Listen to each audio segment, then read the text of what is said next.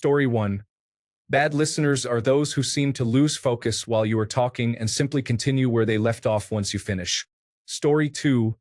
Devil's advocate. About everything. I honestly started to think he hated me or thought I was the dumbest person alive because any statement I made was met with, "But what about XYZ? Are you sure?" Then, when I questioned his opposing point, he wouldn't know what he was talking about and would be wrong. I need to go calm down. Story 3. My crush is terrible at answering the phone and texting back. I finally got him on the phone tonight and mentioned it. He said, "Yeah, I'll get in touch with you on my terms. We are almost 40. I have never felt so disinterested." Story 4. They find humor in the pain of others and take pleasure in laughing at someone or in someone's face. However, they become irrationally angry when someone even slightly disagrees with them. Story 5. Failure to communicate. They usually ignore any issues we have and expect everything to be okay with no effort. I am just expected to let everything go and forget. Story 6. They brushed off my thoughts and feelings as if they didn't matter. Maybe I was just being too sensitive, but over time, it became clear that it wasn't just me. I kept telling myself it wasn't a big deal, but eventually, I could no longer ignore it. Story 7. Emotional immaturity. It took me a long time to recognize that the only reason I was blind to a longtime friend's severe emotional immaturity was that I had never directly experienced it myself. I recently encountered this situation fully, and I realized that she had always been like this. It was I who needed to catch up. Story 8. The gotcha mentality involves continually trying to find flaws in others' knowledge or experiences. It may initially seem thoughtful and inquisitive, but it ultimately becomes exhausting. One must always maintain a slight guard and think carefully about what they say. Story 9. People who want to solve everything through confrontation often overlook the importance of a calm approach. While it can depend on the situation, there is no reason to react aggressively over minor issues. After school, some parents park in the drop-off line. One time, a parent I spoke to was blocking a car that was parked. The other parent asked her to please move so he could retrieve his vehicle. This parent then became upset and started shouting obscenities. I wasn't there, but she shared the story with me, and each time she does, it seems as though she takes pride in her reaction. She continues to mention how the other parent doesn't even acknowledge her when he sees her. It's understandable. He likely wants to avoid dealing with conflict. Story 10. I recently discovered how damaging the silent treatment has been for my mental health and how unhealthy and toxic it is. Story 11. There are two types of crossover.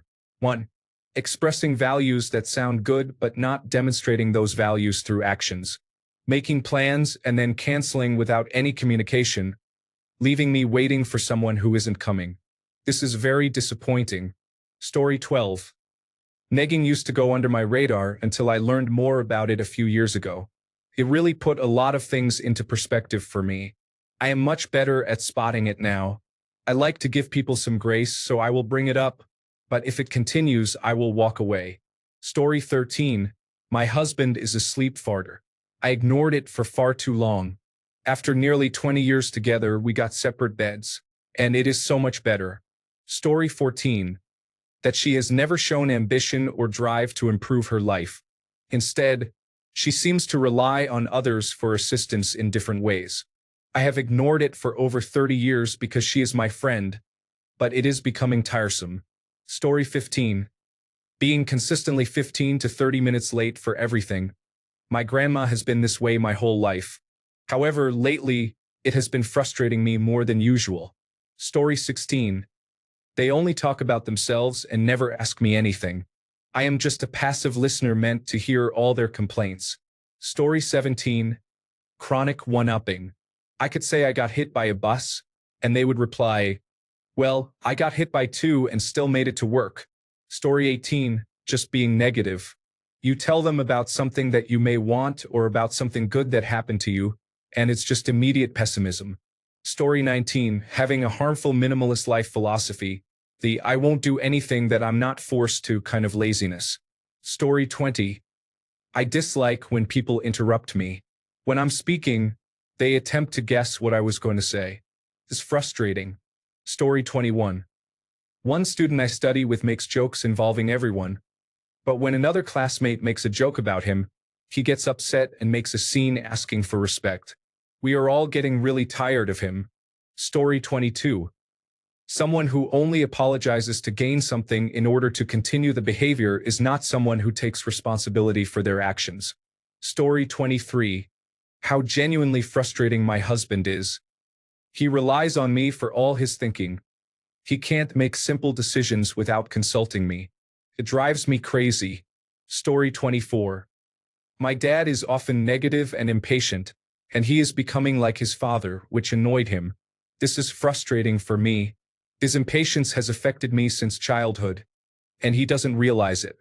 He is a great dad and a good person, but he is quick to judge and often doesn't give people the time they deserve. Story 25. The ability to be rude or passive-aggressive online compared to when we are together in real life or on a call is noticeable. They do not express the same things to my face. Story 26. Literally psychotic. We had been friends since childhood, and she would suddenly and randomly go off on me out of nowhere. She would only ever apologize enough to repair the friendship, usually about a week later, but she took no actual accountability. Once we were friends again, she would make excuses for her bad behavior, and sometimes even outright say she didn't think she did anything wrong.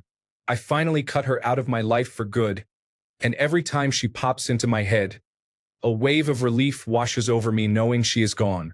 Story 27. Narcissism. I was used to narcissists actively hurting me, so when I met a guy who exhibited those traits but was friendly to me and never crossed me, I ignored them. Then, all of a sudden, it became a problem and I felt like a fool for not noticing. Story 28. Friends who make jokes at each other's expense realize that good friends shouldn't treat each other that way. Story 29. When that person doesn't appreciate you but will imitate everything you do. Story 30. Crippling clinginess. My ex-boyfriend did not let me do anything by myself without him being there, either physically or virtually. The minute I opened media applications, he saw and texted me. If I didn't respond immediately, he would get angry. He would not let me be my own person. Story 31. He got locked up. He started asking me for money. Sure, he's locked up. He's family, so I'll help out to make his time easier. He's freed, and he still kept asking me for money. Then he gets locked up again, still asking me for money. At some point, you just have to realize that if it's not your child, you need to cut them loose. Story 32. It's important to respect others and their opinions on specific topics, especially if they have more knowledge. However, it becomes frustrating when they dismiss your knowledge in areas where you are well informed. Additionally, being unwilling to acknowledge past trauma and sabotaging relationships as a result can hinder personal growth. If you find it difficult to forgive due to past experiences, it may indicate that you are not yet ready for a serious relationship. Even kind-hearted individuals may say something inappropriate in a moment of weakness. And if you cannot forgive even minor transgressions, it will be challenging to find a fulfilling partnership. Story 33. When someone's mind is so closed off that they are never ready to accept they are wrong, and they constantly speak negatively about others. Story 34. People who only invite you to things when it is convenient for them or when they can gain something from you do not genuinely like you and are using you. Story 35. Telling people things that are not based on actual facts, but on assumptions made from limited experiences can lead to significant problems. Presenting personal opinions and assumptions as facts can cause trouble for individuals. Story 36. People would tell me how I feel when they couldn't be more wrong. I sincerely wasted a large part of my life trying to prove myself to those who couldn't see past their own perspectives. Story 37. Judgmental. I think it's good to be discerning and understand what you stand for and what you don't. However, when you insist that you are a good person who is constantly looking for ways to self-improve, and you always point out how different people live their lives, implying they aren't as evolved as you come across as arrogant. Story 38. I ignored how their trauma affected them. It makes me wonder if my trauma also makes me a terrible person, and if that is true, then maybe this person and I deserve each other. I don't know. Story 39. My mother talks negatively about others with great passion. I have ignored it to maintain our relationship, but she exhibits narcissistic behaviors, and there are many reasons to reconsider her presence in my life.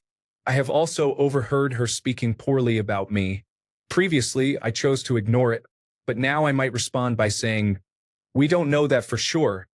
I don't want to discuss others in that manner," and quickly change the subject as soon as I hear such remarks. Regarding her negative comments about me, I try to remind myself to let them be and to release what I cannot control. Story 40. Fence-sitting friends. If you are my close friend, I expect some loyalty, not someone who is waiting to see who is getting ahead. That would just make you a fair-weather friend. Story 41. Victim mindset, hypocrisy, narcissism, and lying about trivial things. I knew someone with such a painful personality that I'll call C. C would often tell me about people trying to start conflicts with them or their friends. However, when I heard the stories from those involved, all unrelated to each other, it turned out that C was actually provoking the situations. My other friends would call C out, and then they would break down and act like the world was against them. Their excuse? I say those things when I'm off my medication. It was exhausting. C would also get very hung up on people doing wrong or bad things that they themselves had done. It was only acceptable if C did it because they were off their medication. Then there was the pathological lying. What was the point of starting a rumor about someone with whom you had a bad history after not associating with them for years? C would always say, "Oh, this group of guys." That was like their go-to rumor. The cycle of C's victim mindset while creating drama just repeated until my friend, whom I'll call Y, got tired and confronted C about it. C then tried to lie, claiming that Y wanted them romantically and only decided to distance themselves because they couldn't have C. I was always there to listen to C complain about it, but I'm glad I distanced myself when I could. Story 42. Never stop talking about themselves and have no interest in anyone else. My ex was like this. My sister pointed out how she would ask him how he was doing, and he would talk for 20 minutes about everything going on with him but would never ask her or anyone else the same question. I confronted him about this, and he just shrugged his shoulders and said he wasn't interested in anyone. Story 43. Pursuing women while being in a relationship was strange the first time, as it seemed out of character. Now, it has become a pattern and is quite difficult to deal with. Story 44. Jealousy. I'm not sure our friendship can survive it. I cannot trust her or be my full self around her anymore. Story 45. Passivity refers to a partner who does not take an active interest in anything or in planning and simply goes with the flow. Story 46. My mother sadly shares my secrets and bad experiences with other people. I cannot bring myself to resent her for it, though. Story 47. Inability to take responsibility for their actions. Why are you denying you did it? I just saw you do it. Story 48. Laziness. I made excuses. They were depressed and tired, overwhelmed by their situation. Then I realized I was also tired, also depressed, also miserable, but I showed up for him, for myself, and for my children every day. After reflecting on it, I recognized it as a lifelong habit and behavior. He refused therapy, medication, and help, continuously saying he would take action eventually. Story 49. A series from 1999 about two high school girls, one popular and one an outsider who dislike each other but end up having to live together when their parents start dating. Diane Delano was the highlight of the show as the mean science teacher Bobby Glass. Story 50. A series from 1999 about two high school girls, one popular and one an outsider, who dislike each other but end up having to live together when their parents start dating. Diane Delano was the highlight of the show as the mean science teacher Bobby Glass. Story 51. Not being clear when speaking is a concern. I admire individuals who can express their thoughts and feelings about a situation openly. It is sadly rare to find such honesty. Story 52. People who start arguments and then back down when you defend your points. It's clear they never really wanted to debate. They just assumed I was uninformed and got scared when they realized I'm not. Story 53. I recently removed someone with a my way or the highway attitude from my life after more than 10 years. It feels great to do what I want without someone telling me that I am wrong. embarrassing, foolish, or wasting my time. Story 54. That's just the way I am mentality. Some individuals glorify their negative traits. For example, someone might say, I'm selfish, that's just the way I am, or I'm lazy, that's just the way I am. I used to tolerate this mindset thinking, they must have their reasons, but I realized this kind of mentality promotes indifference and a lack of accountability. Story 55. Bystanders. When you have the power to make good things happen, to stand up for those in need, and you do not, the negative consequences are partially your responsibility. Even inaction is an action. I say this as both a victim and a perpetrator. Thanks a bunch for sticking around till the end of the video. Remember to subscribe, and until next time, stay awesome and goodbye.